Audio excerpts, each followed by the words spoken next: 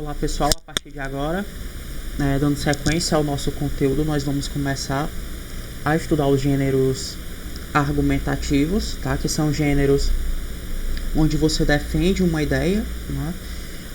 E aí você usa estratégias argumentativas, tá? Você usa alguns recursos aí para defender, né? Mostrar que essa ideia ela está correta, tá?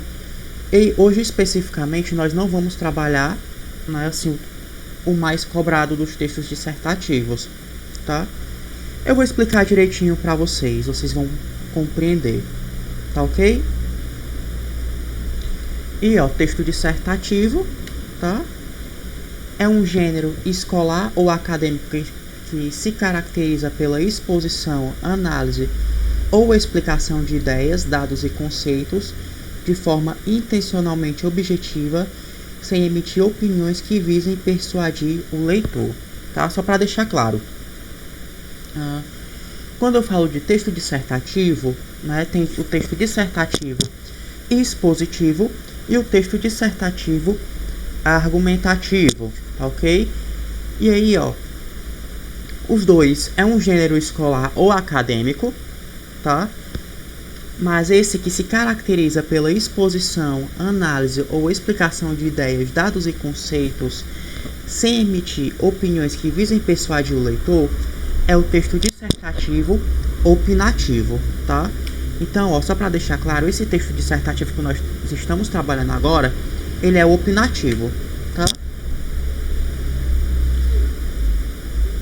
E aí,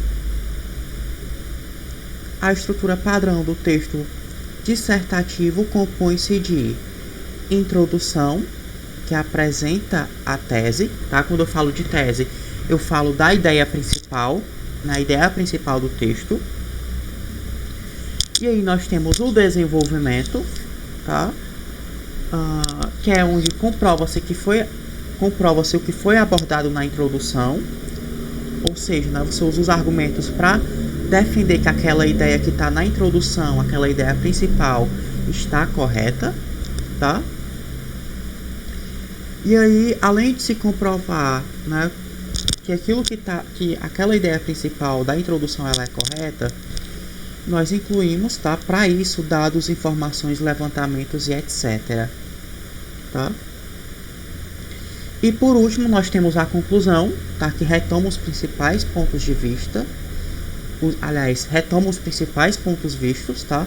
E muitas vezes apresenta uma solução para o problema debatido, para o problema que está sendo discutido, tá? E aí, logicamente, o texto ele é impessoal, tá? Os gêneros argumentativos são textos impessoais. Verbos e pronomes na terceira pessoa, tá? Na terceira pessoa, detalhe, do plural, tá ok? E de preferência o presente do indicativo, tá ok? E aí, lembrando, tá? Esse que eu tô falando é o texto dissertativo expositivo, caracteriza pela exposição, análise ou explicação de ideias, sem emitir opiniões que visam persuadir o leitor, tá? Então é uma exposição de uma determinada ideia sem o objetivo de convencer. Tá ok? E aí eu coloquei um exemplo para vocês. Né? Nesse exemplo tá marcado tudo bem direitinho, a tese, os argumentos e a proposta de intervenção, tá? Lembrando que isso é importante. A tese, ela fica no início do texto, tá? E aí, logo em seguida, no desenvolvimento, nós colocamos os argumentos e por último a conclusão. Tá ok? E aí, tá, esse é um exemplo do texto, um texto dissertativo que eu trouxe para vocês. Ele diz o seguinte: uma das frases mais importantes no livro A Peste, de Albert Camus, produzida no contexto da Segunda Guerra Mundial, é: a estupidez insiste sempre. Nessa obra, o autor cria o cenário de uma peste que, associada ao avanço das ideias nazistas, matou boa parte da população. Na atualidade, o vírus Covid-19 assola o mundo, matando também muitas pessoas, tá? Observe que ele está apresentando o tema, tá? Semelhante à peste de Camille, a propagação do vírus coloca em debate a importância de um projeto coletivo para a sociedade. Tá? Então observe aí que essa é a tese, tá ok? A ideia principal do texto.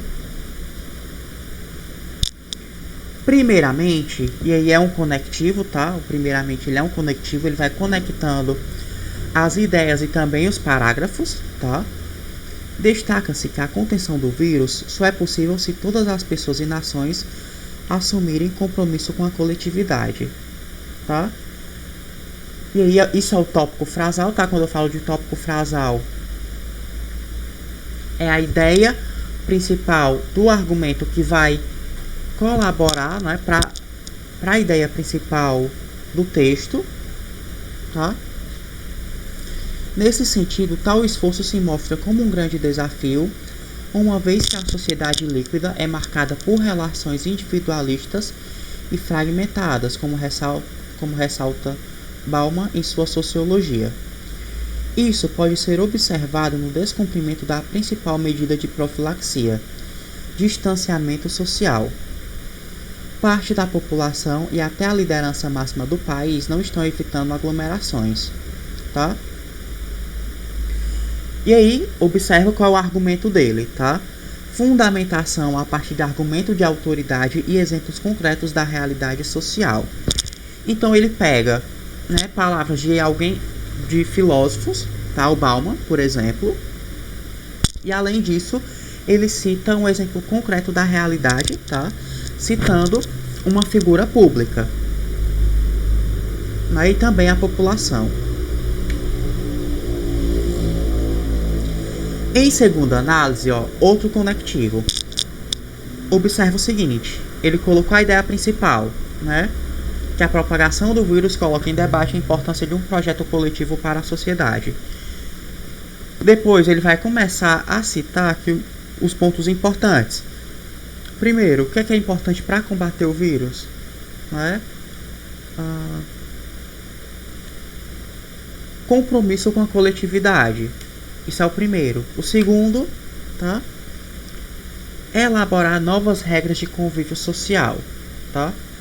Na perspectiva sociológica de Durkheim, podemos considerar que o avanço do coronavírus é uma anomia, porquanto contribui para a desintegração social e os mais diversos conflitos, crise econômica, desemprego, inflação, instinto de conservação da vida.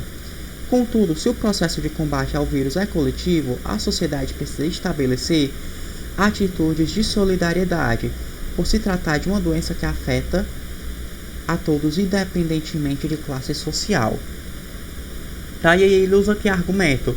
Ele usa mais uma vez um argumento de autoridade, né? Ele vai citar um filósofo que estuda a sociedade, tá ok? E aí vem o final, né, a conclusão. Portanto, para que a realidade não imite a ficção, né, ele retoma a tese, observa aí, é necessário que os indivíduos exerçam a empatia como forma de fortalecer laços de solidariedade. Ademais, o Estado necessita ser o exemplo, procurando conscientizar a população sobre medidas de prevenção para que os impactos possam ser minimizados e as vidas preservadas. Tá? Fechamento com proposta de solução. Então, observa aí. Tá? Ele retoma a tese e propõe, né, algo para intervir diretamente no problema. Antes de continuar, tá? Só para ressaltar, depois nós vamos ver algumas estratégias argumentativas, tá? Então não se preocupem, mas é basicamente isso: uma ideia principal, argumentos, tá? Geralmente 2 parágrafos, e depois uma proposta de intervenção, onde eu retomo e apresento uma proposta de solução, tá? Para intervir diretamente no problema. Então é isso, eu espero que vocês tenham entendido. A atividade já está explicadinha lá na agenda, tá? Qualquer dúvida, só procurar. Beijão e um abraço.